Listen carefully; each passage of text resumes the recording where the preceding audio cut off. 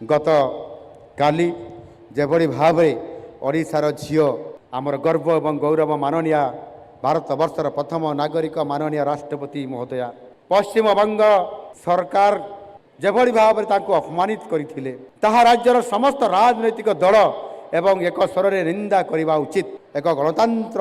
गणतंत्र एक सुस्थ परंपरा ये नुहे। अंतर्जातीय महिला दिवसर ठीक अव्यवहित पूर्वर आम देशर प्रथम नागरिक महामहिमी राष्ट्रपति श्रीमती द्रौपदी मुर्मू महोदया जितेबले एक अंतर्जातीय सांताई सम्मिलनी पश्चिम